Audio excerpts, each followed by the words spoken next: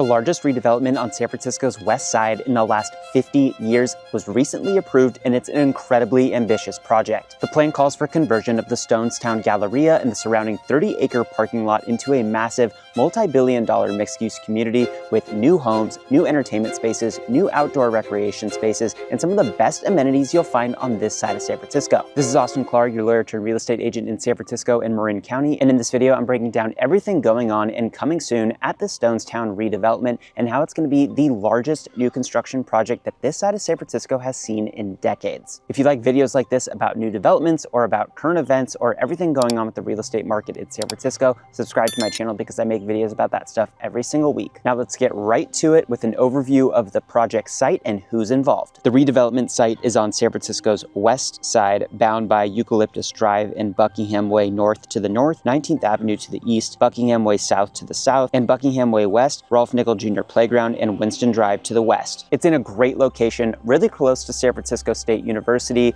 the main thoroughfare of 19th Avenue, as well as gigantic open spaces like Lake Merced, Ocean Beach, and Stern Grove. The Galleria was originally developed in the 1950s by the Stonestown brothers, who wanted to create basically a city within a city. And believe it or not, at the time that it was completed, it was the fourth largest apartment and shopping center in the entire country. And it's still great today, but there are some issues that the city is working to resolve in connection with the redevelopment, principally that most of the area surrounding Stonestown Galleria is largely single-use occupancy, single-family homes. It's not a super dense area. So there's not really a lot of diversity in terms of housing choice here, and there's just not a lot of housing choice here. And that might have been okay at the time that the site was built, but it's definitely not okay today, where San Francisco is in a housing crisis and an affordability crisis, and we need more housing now more than ever. So the overall goal of the project is to preserve that city within a city mindset that the original builders had when they built the project,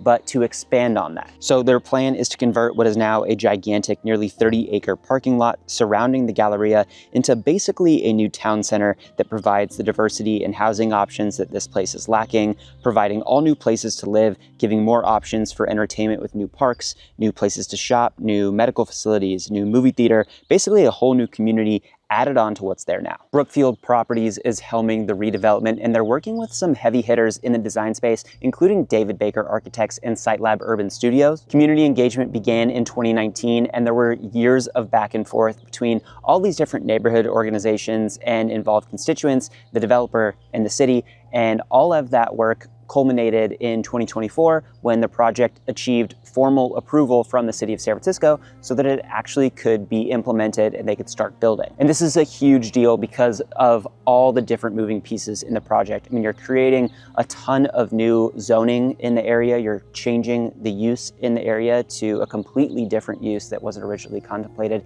That takes a ton of work with the city, and there are a lot of moving pieces to it. There are a ton of different land uses that are going into this project, like residential, hotel, commercial, like retail, office. There's going to be industrial use as well. So you're taking what was just a giant parking lot and creating all these new different use zones. Plus you're going to have all new street mapping, all new infrastructure to support everything that's going on here. Millions and millions of dollars and years of time spent just getting to the point where the city could say, okay, you can start. So what is the plan? This thing is super, super ambitious. One of the most ambitious real estate projects going on in the city right now. Stonestown started as an open air promenade when it was first built. And then in the 1980s, it sort of converted into more of like an indoor shopping mall. And over time, more outdoor spaces were created, but the emphasis is on indoor shopping.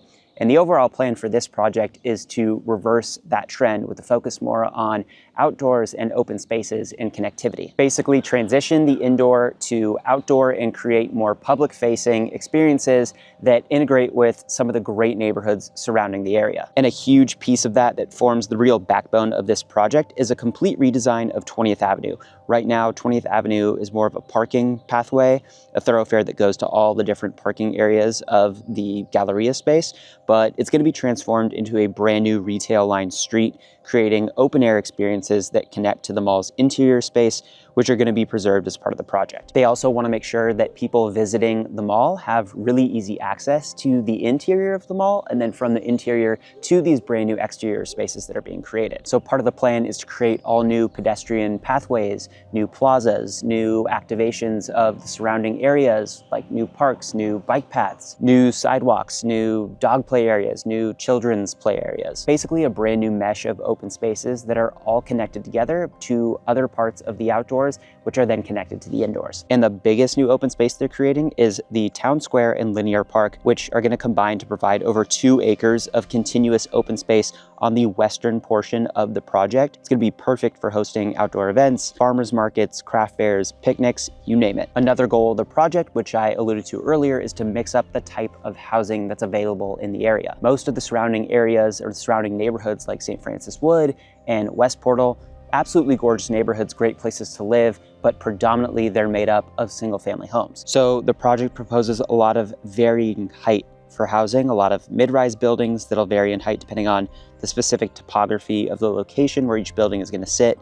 You'll have some townhomes that are a few stories, all the way up to larger buildings that are closer to San Francisco State University. They're going to go up to nearly 200 feet. And it's not just the height of various buildings that's being mixed, the types of buildings are going to be mixed as well. Think things like dedicated senior housing, dedicated student housing, for sale units, for rent units, larger multifamily buildings, smaller multifamily buildings, housing that's more fit for families, housing that's more fit for retirees, housing that's fit more for empty nesters. You name it, just a lot more variety, both in style and type than exists right now. Overall, the plan is to build about 3,500 new units, so it is easily one of the largest housing developments that's going on in San Francisco right now, and easily one of the largest from a geographic standpoint, just sheer acreage of the project. And about 20% of those housing units are going to be designated affordable housing, so there will be options for people at all income levels. And don't worry, even though they're taking away like dozens of acres of the existing parking, they're going to create brand new parking for all the new residents and visitors that are expected in the area,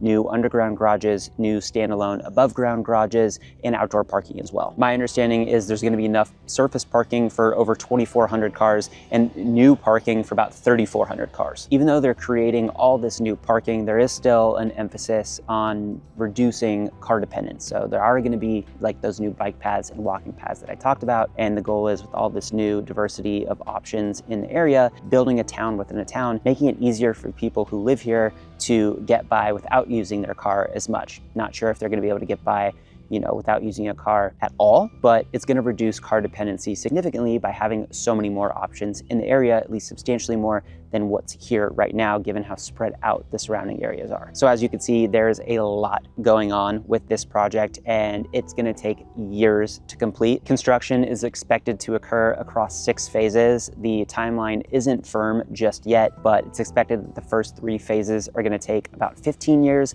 and that the next 3 phases are going to take another 10 or so years. So in total, about 25 years from project approval to get to completion. So definitely a lot to do, but really exciting that it's actually happening. It's been formally approved by the city, and this is actually moving forward. It's not just a pipe dream anymore. And it's really great that this project is going up next to some of the most beautiful parts of San Francisco, like St. Francis Wood and West Portal. And it's going to be so close to the university and provide a really easy commute both to downtown and to the South Bay. It just seems like a no-brainer location for a large project like this, especially given how, low density the area is for housing right now. I'm definitely looking forward to seeing how all of it progresses, and I'll definitely be providing you updates and tours along the way. So if you want more information about the project, make sure to subscribe to my channel. And if you're thinking about buying a place in San Francisco and have questions about what's going on in the market, given all the changes that we're seeing in recent years in the city, reach out to me.